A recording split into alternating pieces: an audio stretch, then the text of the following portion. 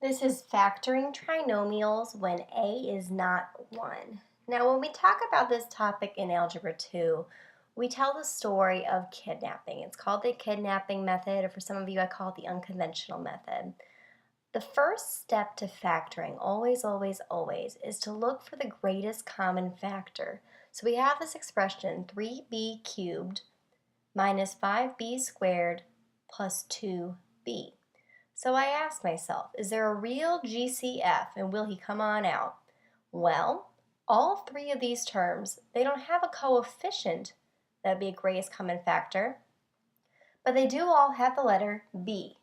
So I can factor out a b from all three terms, and when I factor out the b, I'm left with 3b squared minus 5b plus 2. So now we don't have to be scared that I gave you a factoring problem where it was b to the third power. The other thing that I do, because he is a real greatest common factor, he's not an imposter later on, we pull him down to the end. So I know part of my final answer will have a b in my factor. Now the next part of the kidnapping method is we kidnap our a. So my a here is the number 3. And when I kidnap him, I take him and I hide him away in my c value. And when I'm hiding him away, I'm actually going to multiply him by my c value. So when I kidnap a, I'm left with b squared minus 5b plus 6. So now I have a trinomial where my a is equal to 1.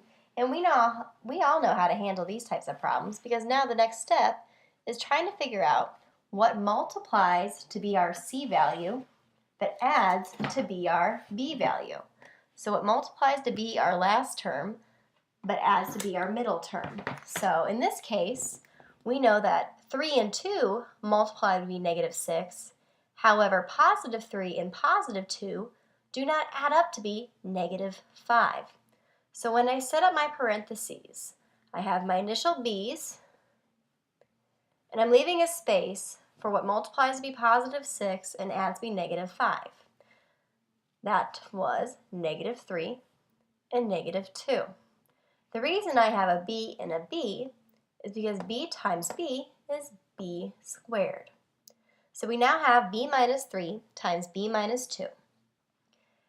Well, earlier on we kidnapped our 3, and now we need to hide him back. But when we take him back, we're actually going to bring back 2 of them. And this is when it's our job to discover who is the imposter.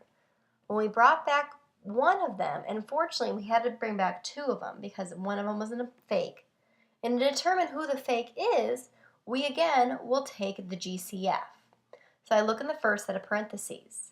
The greatest common factor in the first set of parentheses is the number 3. So I pull him on out. When I factor him out, I'm left with b minus 1. Now my second set of parentheses, there is no greatest common factor. So I have 3b minus 2. The best part about an imposter after having kidnapped is now we get to vanquish him. We get to banish him from the kingdom. So we erase him from our paper. And these are our factors. And they now get to join our final answer where the real GCF was from the very beginning of our story. So our now complete factorization of our expression is b times the quantity, b minus 1, times the quantity, 3b minus 2. Now a note about these imposters that come out. Sometimes you will have an imposter come out of this guy and our second guy. So sometimes it'll come out of both of our sets of parentheses. Now in a case like that, they both need to disappear, because when you multiply these together, sometimes they equal your a value, and that's the one guy you kidnapped from the get-go. And that is why they'll both get erased. Now there's also another type of factoring that we do in Algebra 2. And the other type of factoring is called difference of squares. So I'm going to erase this for a second. And while you're starting to write this down, difference of squares. Difference means subtraction. And squares means these terms were being squared.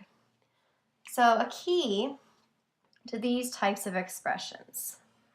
All right, let's say we have 8b to the 6th power minus, let's do 50a to the 8th power. Okay, so now initially, we're noticing, okay, there's only 2 terms. That is the first giveaway that you probably are going to be doing a difference of squares. The first step to factoring is always, always, always, you're right, greatest common factor. So the greatest common factor from 8b to the 6th and 50a to the 8th, well, we can pull out a 2. So when I pull out a 2, I'm left with 4b to the 6th minus 25a to the 8th. This guy will come down to our very final answer. We know he's part of our factor. The key with difference of squares is you really want to ask yourself, what's really being squared to get me the expression above? So I create these empty parentheses to ask myself this question. What squared got me 4b to the 6th power? So I break it up.